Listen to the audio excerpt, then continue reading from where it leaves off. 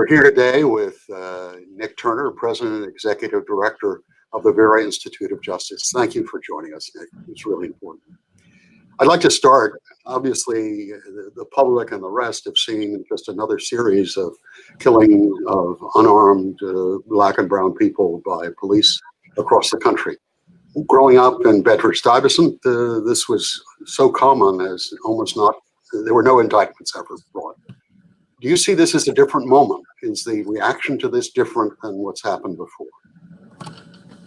David, thank you to you. And let me begin by saying that I didn't know you grew up in Bed-Stuy. My pop grew up in Bed-Stuy and on Bainbridge Street. And you're right that these are the kinds of things that happen, that have been happening. There's nothing new about George Floyd, Philando Castile, Breonna Taylor, and the lack of protection that Black people have often received from the police and the violence that is done towards them.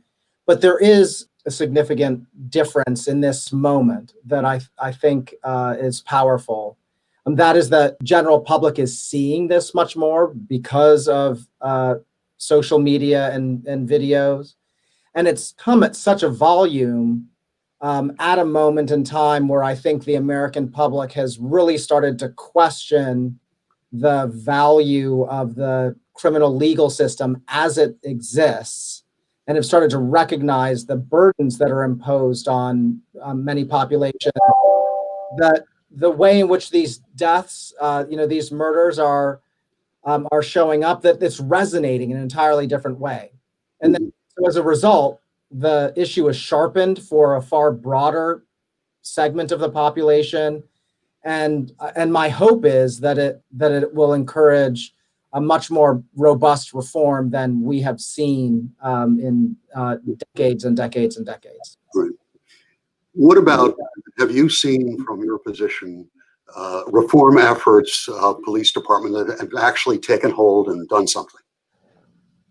Well, David, that's a great question, and I guess, if you start to think about, well, what are effective reform efforts, one has to qualify it, and I think that the important thing to do is to qualify the problem. And so, if you just allow me a little bit of license, I'd like to do that. I think that we're talking about American policing. The problem is it's systemic. We have policing in this country where we're spending $115 billion a year, which is more than some countries spend on their armed forces, where there are 11 million arrests a year. So it is a massive, expensive system that uses as its primary tool arrest and enforcement. We could talk about how it is, rooted in white supremacy and racism that goes back to the slave patrols, has carried through sort of policing behavior for decades.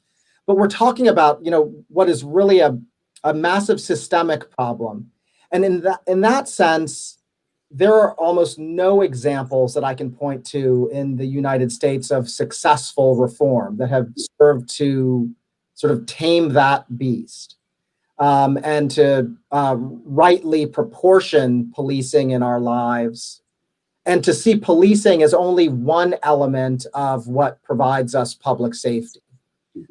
We haven't seen the kind of downsizing that I think is really necessary.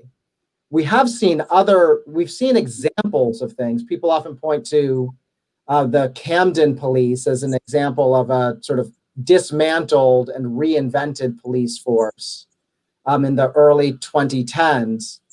And you can point to small things, whether it's around implicit bias training or improving the way in which policing departments work with community, but none of them really get at that big systemic challenge that I've framed up. Yeah. How would you, obviously New York State, under the governor's direction, it has told every locality and city and the rest to come up with reform packages. How would they go about this? Who should they consult? How should they be building the kind of information they'll need to make a successful effort to do something about their policing? Well, I think I would begin in this way is to acknowledge much of what I just spoke about a moment ago, that we need to start from a perspective. I mean, we're not just tinkering with the machinery or sort of engaging in marginal reforms of policing as it currently exists. I think we have to ask and successfully answer the question, what can deliver public safety for all communities? And what we have been told for decades is that policing, in its current form, is the thing that has delivered that. But in fact, we know that that is not entirely true, that there are public health interventions, that there's investment in the kinds of things that help communities to thrive, whether that is mental health care, better education, housing, things of that nature, that are part of that public safety equation. So we have to widen the lens. So that's what I would encourage every jurisdiction, is to think about the investments that you're making in different systems, not just think about the investment that's made in policing and then how that can be moved around, or how something can be eliminated, or whether something can be expanded upon, but to really zoom out and recognize that that public safety is delivered by a range of things, not just policing. So that's the first and foremost. I think that's really important. And that means understanding budgets at the local level and choices that are made by elected policymakers to fund. What happened, David, I'm sure you're well aware of this, but in many jurisdictions, many municipalities around the country, 30, 40, 50% of the general funds, of the discretionary funds that those municipalities have, and when I say municipalities, I'm talking Houston, Los Angeles, Right. Seattle, I'm talking big cities, 30, 40, 50% of their discretionary money goes to policing. Every dollar that goes to policing is an opportunity. There's an opportunity cost, that some of that is not going to crisis intervention for people with experiencing homelessness, or housing for those people, or crisis intervention for people who are experiencing mental illness. So first and foremost, you got to zoom out and you got to look at the investment decisions that jurisdictions are making. So if we're talking just New York State now, how would a locality that wants to really do something to follow up on the governor's idea, they're outraged with this problem, what resources would they turn to at Vera or elsewhere? Who else is talking this thing in terms of changing the mindset? So this is one of the biggest difficulties in this field, is that the arcane and inaccessible budget data. Right. If you wanted to look at Rochester budget choices being made, for example, or Ithaca, it's very inaccessible for people. So it requires delving deep into annual budget tools that are constructed by those jurisdictions.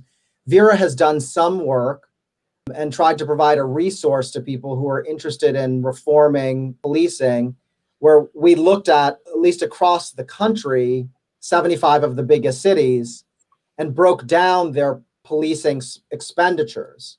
Essentially took those expenditures out of very dense budget documents, right, so that they were accessible for people. And to be frank, I don't know that resource exists for New York State and for municipalities around the state. I think that there are examples of, one has to pick and choose resources.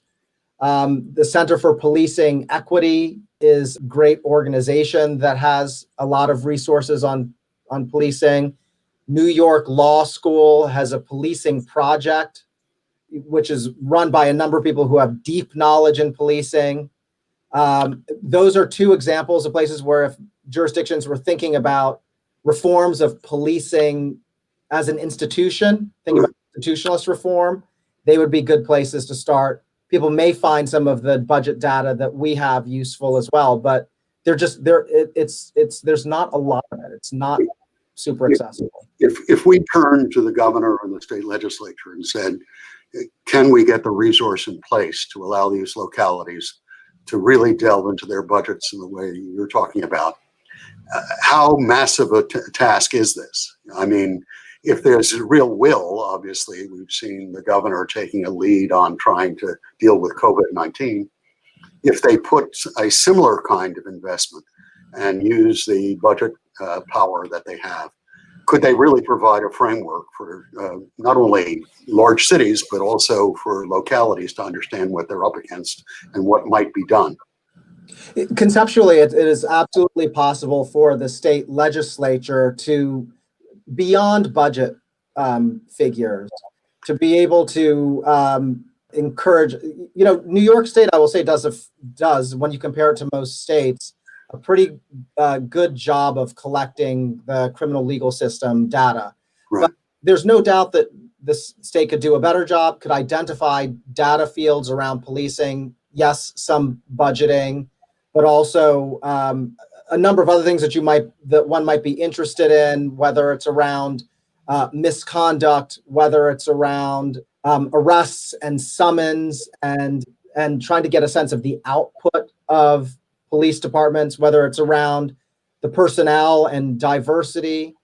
There's certainly something that the state could do to say, in order to understand the challenge of policing in the 21st century in New York State, we have to have a baseline and we have to know how it functions. And we can't do that with an absence of data. So we're going to pass a law, and then we're going to provide the kind of financial support that is necessary for that data collection to occur.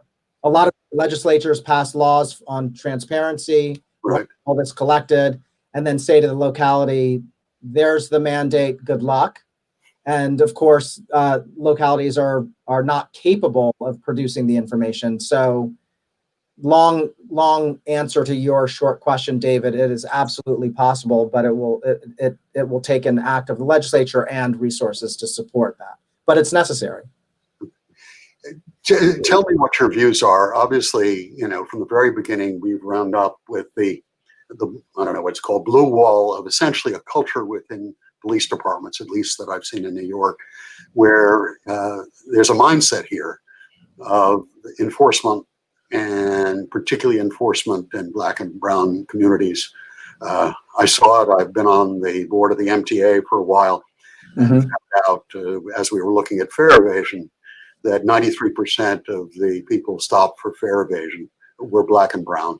Virtually no people in predominantly non-minority areas were, despite the similar problem of fare evasion.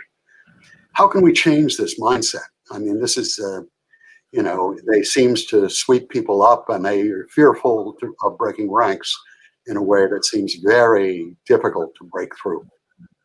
It is very difficult to break through. I mean, that's part of the argument. I think that people who say defund the police or dismantle police or abolish police are making the case that that an institution that has, over the course of, I would defy anyone to say that over the course of the history of American policing, it hasn't operated in a racialized way. Influenced by bias. I would love to hear someone point out for me an era in which American policing was not tainted in that regard. And so then a lot of people say, well, it's actually, if the institution is so poisoned, that's why we don't buy into a reform argument. That's why we think we need to have something entirely different. And so it's a huge challenge, but I think that, you can even use the example, sort of a little known story about New York City policing is, and I bring this back to, Eric Garner. When Eric Garner was choked and died, everyone remembered him saying, I can't breathe. I can't breathe. But if you watch that video, before he said that, one of the things that he said to the 4 or 5 police officers that were around him is like, why are you always stopping me? Why are you always harassing me? Every day this happens. And I think that there's a lot of truth in that. What can urge police leaders to do is to dramatically reduce the degree to which they are using what I'll describe as sort of negative interventions, enforcement, whether they're criminal summons or stop and frisk, Right. or violations or arrests for misdemeanor things that probably shouldn't even be criminalized. And we actually have seen some progress in New York City. Think about stop and frisk. It went from a high of 700,000 stop and frisks a year to about 25,000, no cost to public safety, probably much benefit to the young people who were not being stopped, who didn't have to internalize that trauma, and benefit to the police because it stopped delegitimizing them in the eyes of the people who were being stopped all the time. But we've also seen in the city a reduction in summonses. This is over a decade of time. Criminal summonses, in misdemeanor arrests, and in felony arrests. And I think that is the right thing. I come back to this figure of 11 million arrests a year. Sometimes people think, well, okay, I get it.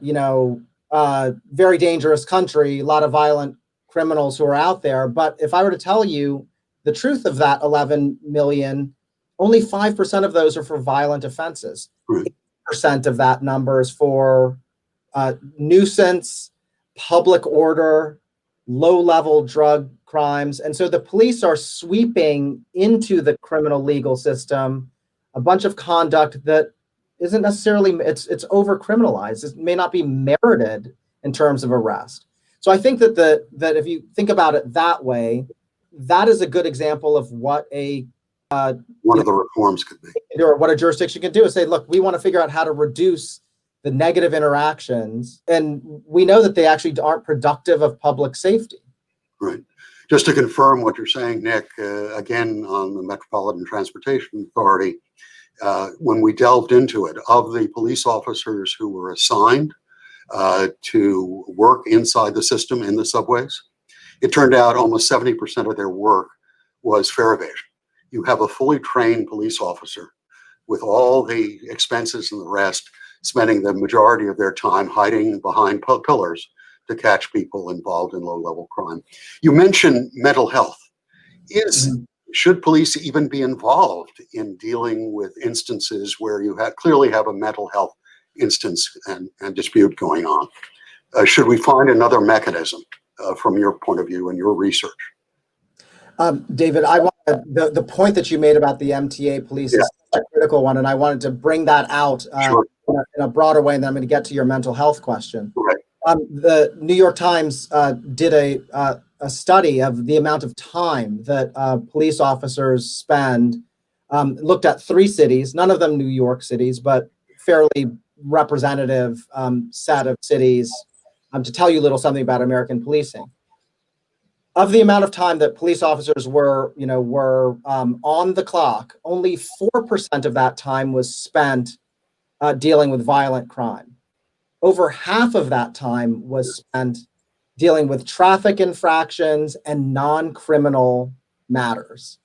So that raises the question, which is, and then this gets to the mental health piece, which is, why are we asking the police, who are armed and prepared, they are trained typically as warriors and prepared for dangerous encounter, why are we investing in the police to spend half of their time on matters where policing isn't required? And if you stop and think about things like the death of Philando Castile, or the death of George Floyd, or the the death of Eric Garner, every single one of those interactions was caused by something that was a violation. Not a crime. In Garner's case, that was a tax violation that got the police to, encroach on him. With Philando Castile, it was a broken taillight, allegedly. And then with George Floyd, it was passing a an allegedly counterfeit $20 bill. So the violence to Black people is the potential for it is expanded dramatically if the police are engaged in activity that they don't need to be engaged in. So let me get to your great question about mental health. Many police chiefs that I know say they should not be in the business of addressing people who are in crisis because of mental illness. And there is a solution where we could support with public resources, crisis intervention on the part of public health agencies or nonprofits that are trained to deal with people in crisis. And that doesn't have to be rooted through 911. It could be rooted through something different, 711, or 911 dispatchers could be trained to send those kinds of calls, not to the police, but to another entity. And there's an example of a program called Cahoots in Eugene, Oregon, which a lot of people are talking about this summer because these are not police officers who are called to deal with people who either are homeless or mentally ill. And their job is to help them solve whatever the problem is of the day, to help build trust with the hope that they will eventually be able to get into treatment. As opposed to if the police were to come, where usually the response is that someone gets jailed. So in answer to your question, I think absolutely we could look at public budgets and divert the expenditures in the police to public health entities and have a different kind of responder system. And if there was danger that arose in a small set of those, as was the case in this Cahoots project that I've talked about in Eugene, where they've had a total of 23,000 calls. Guess how many times the Cahoots folks have had to then call the police because there's been danger? I couldn't even. 150 out of all those. So the 23,000. So the point is that if needed, the police could be called if something is dangerous, but otherwise let's have a different set of responders. On a smaller issue, so growing up again in Bed-Stuy and Crown Heights, we used to notice, first of all, I used to go by the fire houses there, and it was like aliens had landed in my community. They were no persons of color there at all. But the same thing was true for the 77th precinct, where it was like these people had descended in, but had no relation to. What about, making it a mandate that you have to live within some jurisdiction before you can really apply? That used to be the case in New York. It got blown away. Does that have any impact whatsoever from your research? I think it has limited impact. I mean, I think it's important from the perspective of legitimacy. I think it's important from the perspective of human empathy. If you have a police force where people are not a member of that community and don't have an attachment to it, they are seen as outsiders, which is illegitimate, and they may not view the people for whom they are hired to protect and serve as being empathetic or understandable people with human concerns. So I think that there's a lot of value, even if the body of evidence doesn't necessarily support that it dramatically transforms police departments, because I think culture is a huge piece. You can have a police force that is Black and brown and that is policing Black neighborhoods, but if the culture is toxic, having that shared background or even where people come from is not going to diminish the challenges. But I think that net it's a positive thing, just on the basis of human relations and legitimacy and understanding and being invested in community. So one of the reasons we started this whole thing, sort of a resource for local communities, we're trying to tease out what these communities should be looking at. And I think you've mentioned the budgeting. You mentioned some of the mental health reforms that are working in other areas. What pile of information should we have the governor and the legislature mandate that each community has to check off before they come back with their report. Obviously, we know some of the police unions have already mobilized to prevent anything. There has to be some counterweight. Obviously, shouldn't discount what the police are saying, but clearly there has to be a broader discussion. And I'm worried we're only talking about April, which is barely an instant away when the reports in 2021 are supposed to take place. How could we mobilize sort of public concern to come up with some reform ideas that could actually grab hold? It's a broad question I haven't had an answer, and you may not as well, but you're closer to this than certainly I am. You know, I think, you know, it is a difficult assignment. I do think that there are plausible, doable things that you know. There's an organization called Campaign Zero that has conducted research on a number of changing things like unauthorized use of force policy or use of force policy, and looking at how the cities that have done that and what the outcomes have been. So Campaign Zero has listed, I think, 8 different reforms that have some evidentiary basis behind it. That's a pile of work that could be looked at. I think that there is the budgetary pile that needs to be considered. I think every jurisdiction ought to think about oversight. And then finally, there are the questions about what happens when a police officer is accused of doing something wrong. What's the accountability mechanism? Is there an accountability mechanism that can ensure that there's a close look at that with integrity?